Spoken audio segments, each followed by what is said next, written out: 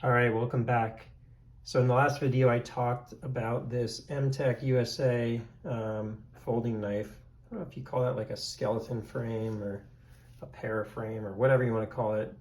Very lightweight, very cheap, and it was beat up, right? This was like I could just spin this pivot with my finger, but it came out really nice. Cleaned it up. You can almost pass as new. It's pretty crazy if you use the right materials, even if this isn't like super high end.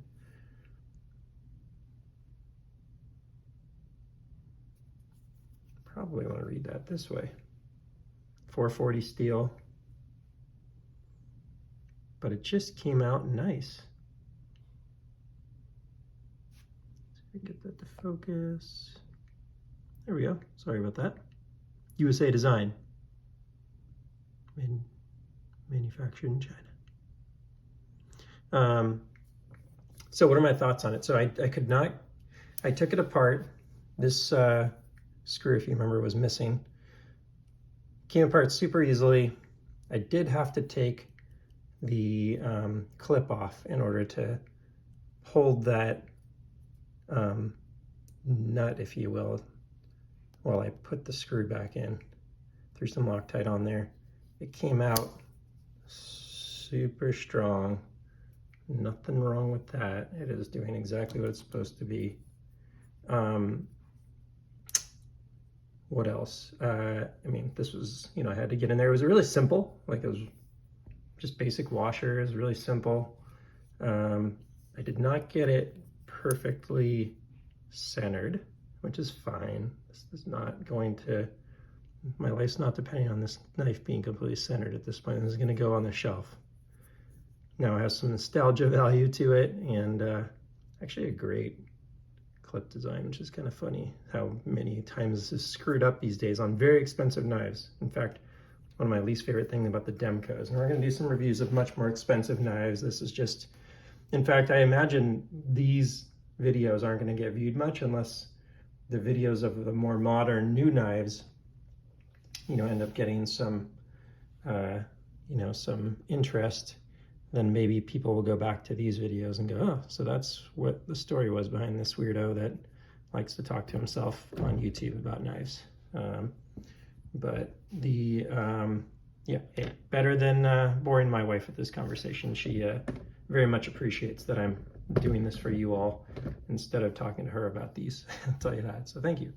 But, it came out nice. This is gonna go up on the shelf. I'm gonna do some reviews of, like, two things are top of mind. One is I have a lot of Demcos, and I'll do some comparisons of those. I don't have all the ones I want to. I missed the boat on some of the 80-20s, unfortunately, so I'll see if I can source some more of them, but I have just one of those. But I have a lot of the 80-20.5s and some thoughts on them and the variants that I chose and why I chose them and stuff. What I consider like one of my favorite all-arounds. It's like a mix of, it can EDC and it can just be a nice fidgety knife, and it can also be sort of substantial and usable because of the blade thickness. But the all the videos aren't going to be about little cheap MTECHs that I happen to actually end up really enjoying and not maintaining, unfortunately. But we'll do I think it's gonna be an interesting one. Spyderco series, like someone that's been in knives for 30 years that has a lot of other modern knives that's literally never handled a Spyderco.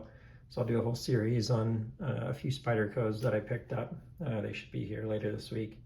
So that I'm excited about. If no one ever watches it, at least, I got to get on here, get it out of my head, not talk to my wife about it, and enjoy that experience and share that experience with the community. Maybe someone will glean some value from that, but I know I'll get value out of it, and that's why I do this. So appreciate you following this if you watched the second one. If you enjoyed just this sort of quirky story about a guy and his cheap EDC, his cheap folding knife. And I didn't want to really open it up and revive it on, in recording like I could have, but this is not that interesting and no one's ever going to get this. I don't think they make this knife anymore. I tried to even find the model and stuff and I was struggling with it. So we'll just leave this one on the shelf and you may not ever see it again. see which ones show up over time. But glad this is done. I feel better about it. I felt bad about the condition I left this in years ago when I lost it. Now I found it again. It's back. It's working. And yeah, now it's got a little bit of nostalgia for me. So that one's probably just going to stick around. Represent phase 2 of my knife collecting experience and using experience.